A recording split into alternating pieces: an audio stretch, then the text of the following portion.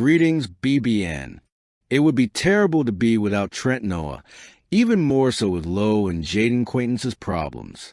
But it seems there's good news about that.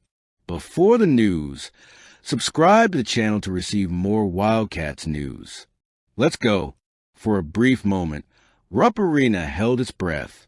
At the end of the first half of the Kentucky Wildcats' victory over Nicholls State, Trent Noah fell to the court with pain in his lower leg, and silence filled the gym. The fear was immediate. Another injury in a roster that had already been dealing with important absences. But, fortunately for Mark Pope and all of Lexington, the scare ended with relief. After the game, the coach confirmed that Noah was ready to play, indicating that the problem was not serious. Still, the forward did not return for the second half, a decision likely made as a precaution. Something understandable at this early stage of the season, especially in a group that already has key players in the medical department. The episode, although frightening, brought good news. The Kentucky coaching staff demonstrated prudence, and Noah seems out of danger. The young player had been showing improvement in recent weeks and establishing himself as one of the most consistent prospects on the roster. His versatility and energy have been valuable assets for Pope, who sees in Noah a symbol of the collective spirit he is trying to instill in his second season leading the Wildcats. The initial concern made sense. The injury situation on the roster is, in fact, sensitive. Starting point guard Jalen Lowe remains out due to a shoulder problem, while Otegaoa is still looking for rhythm after 2 months sidelined with a toe injury. In addition, center Jaden Quaintance is recovering from a torn ACL and is expected to remain out until December. Even with these limitations, Kentucky showed resilience. Players like Denzel Aberdine, who was also recovering from a leg injury, returned with an immediate impact. Aberdeen not only helped organize the team, but also brought a defensive energy that helped contain the rhythmic lapses seen at the beginning of the game. For Mark Pope, the challenge at the start of the season goes beyond winning games. It's about maintaining the emotional and physical balance of the team while dealing with the inevitable setbacks of a demanding schedule. The coach, who has already demonstrated skill in building disciplined and confident groups, seems to have found in Noah more than just a good player, a competitor capable of rising to the occasion in the face of adversity. Noah left the court with a calm expression and walking on his own, a detail that did not go unnoticed by the fans. The crowd reacted with applause and a collective sigh of relief. It was a sign that the scare was over, and that Kentucky, even amidst physical stumbles, is on the right track. With the confirmation that Trent Noah is okay, the Wildcats can breathe easier. The team still faces challenges in the medical department, but the quick response and emotional control shown against Nicholls are clear signs of a mature group. And if there's one thing Mark Pope has managed to convey since arriving in Lexington, it's the importance of reacting calmly and purposefully, even when fate or a temporary injury insists on testing the heart of Kentucky basketball. And when Colin Chandler decided to transform a seemingly ordinary second-half moment in Kentucky's victory over Nicholls into a scene worthy of sports news coverage, he not only ignited Rupp Arena, but also reaffirmed why his presence on a roster is so celebrated. The one-handed dunk, executed with a devastating combination of power and precision, was more than just a play in an already decided game. It was a statement of energy, athleticism, and confidence that will echo through the halls of the program for a long time. The play itself was simple, yet spectacular. The kind of moment that separates the good players from the unforgettable ones.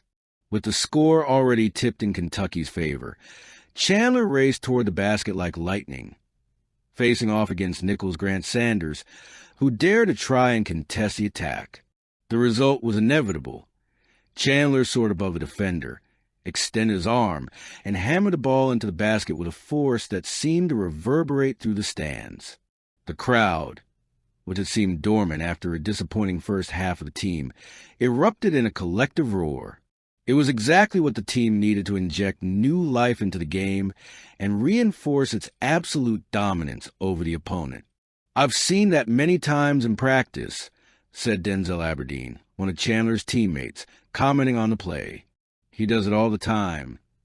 This seemingly simple phrase carries significant weight for those who follow Kentucky basketball daily. It's no surprise that Chandler possesses an extraordinary level of athleticism.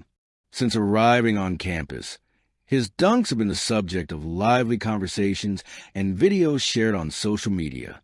Whether in the blue-white game, Big Blue Madness, or preparatory games, he has repeatedly demonstrated that his ability to fly to the basket is not just an occasional trick, but an integral part of his DNA as a player. However, as Aberdeen pointed out, there's something different about seeing these plays happen in an official game under the intense lights of competition. "In games, it seems even more insane," added his teammate, acknowledging that the emotional impact of these moments transcends the play itself. But it would be a mistake to reduce Chandler's contribution in this game solely to that monumental dunk. On a night where Kentucky needed offensive leadership and defensive consistency, he masterfully performed both roles. Scoring 15 points, a career high, Chandler showed shooting efficiency, 5-8 from the field, and contributed versatilely with 4 assists, 2 rebounds, and 2 steals. His defense, especially, was crucial in dictating the pace from the start of the game, even before his play went viral on social media. He wasn't just concerned with shining individually. He was committed to helping the team find the balance needed to secure the victory. The contagious enthusiasm generated by the dunk also had a domino effect on his teammates. Mo Diabate, another young player who was beginning to establish himself on the roster, admitted that Chandler's play inspired him to seek similar moments. "When Colin made that dunk, I thought, I'm going to try to steal the ball and do the same thing. Dunk over someone," he said, reflecting on the emotional impact a single play can have on the rest of the team. That kind of energy is invaluable, especially on a team that is building its identity after a period of uncertainty and injuries. Plays like that not only motivate the players on the court, but also reinforce the sense of unity and purpose that Mark Pope has been trying to instill in the group. Chandler, for his part, handled all the post-game attention with humility and good humor. When asked what he said to the defender who tried to stop his dunk, he smiled and replied, "Probably, thanks for jumping, it was a good contest." This mix of confidence and lightheartedness is characteristic of a player who is beginning to understand his role in the college scene. He knows that moments like this are rare and special, but he also recognizes that there is room for growth. By expressing his desire to have a physical post of the dunk as a memento, Chandler reveals a genuine connection to the sport, a passion that goes beyond statistics and headlines. For Coach Mark Pope, moments like this are a reminder of the limitless potential of this group, despite the adversities faced at the beginning of the season, including injuries and inconsistencies. Plays like Chandler's dunk serve as a clear sign that the future of Kentucky basketball is in the right hands. Let's go. Denzel Aberdeen's debut as a Kentucky Wildcats player was a powerful reminder of how experience and resilience can transform a game. Few knew he was fit to play until moments before tip-off against Nichols, but his presence on the court quickly became a game-changer for the Wildcats. The veteran point guard, transferred from Florida, proved not only that he is physically recovered from a groin injury, but also that he has the technical and mental arsenal necessary to lead a team with aspirations as high as Kentucky's. The road to this evening, however, was not without challenges. In the final preseason game against Georgetown, Aberdeen was a noticeable absence. Without him, the Wildcats' offense seemed lost and out of rhythm, unable to find creative solutions to overcome the Hoyas' defense. His recovery was handled cautiously, and only in Monday's practice did it become clear that he would be fit for the official season opener. The decision to put him in action, even starting on the bench, ended up being a wise choice, and perhaps even crucial to the outcome of the game. When Aberdeen took over as starting point guard in the second half, the team's transformation was visible. He brought organization to the offense, accelerated the pace of plays, and found effective ways to involve his teammates. 5 of his 6 assists came after halftime, when Kentucky raised his field goal percentage from 32% to an impressive 61%. His 10 points, 5 rebounds, and no turnovers in 23 minutes were solid numbers, but it's impossible to measure the intangible impact his leadership had on the group. He not only commanded the offensive actions, but also served as a reassuring figure for a team that seemed nervous in its first official test in front of its home crowd.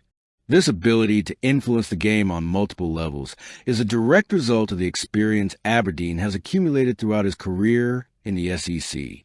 After 3 seasons in Florida, where he won a national title, he arrived in Lexington with the mission of filling important gaps in Mark Pope's system. With Jalen Lowe still out of action due to a shoulder injury, the responsibility of leading the offense fell on Aberdeen's shoulders, and he embraced the challenge masterfully. During training, he studied Lowe's playing style, incorporating elements that could prepare him for moments like this. "That's mainly why I'm ready for this type of game," said Aberdeen, highlighting the importance of these sessions for his development. Furthermore, his competitive mindset was evident in post-game statements. For him, basketball goes beyond simply executing plays or converting shots. It's about confidence, communication, and adaptation. "It's all about confidence," stated Aberdeen, acknowledging that the natural nervousness of a debut game can affect collective performance. However, his calm and assertive demeanor allowed the Wildcats to overcome initial difficulties and find their rhythm as the clock ticked on. The praise from his teammates is further proof of the value Aberdeen brings to the roster. Wildcats forward Mo Diabate was emphatic in describing the point guard impact. "Denzel is one of our leaders on the court. You feel his presence. He can score, penetrate the paint, create plays. These multifaceted qualities make Aberdeen a key piece on Mark Pope's chessboard, especially while the team awaits the return of fundamental players like Lowe. Although Nichols is not an opponent of the same caliber as those the Wildcats will face throughout the regular season and in the playoffs, the 77-51 victory carries important significance. It demonstrates that, even amidst transitions and uncertainties, Kentucky has alternatives capable of ensuring consistency. And, in this context, Denzel Aberdeen emerges as one of those reliable alternatives. His balanced performance, combined with the maturity gained throughout his college career, offers a program a solid foundation to build something special this season. With the season still in its early stages, it's clear that Aberdeen's contribution will be essential to Kentucky's ambitions, not only for the technical quality he brings to court, but also for the example of resilience and professionalism he demonstrated in overcoming his injury and returning in full force. Leave your opinion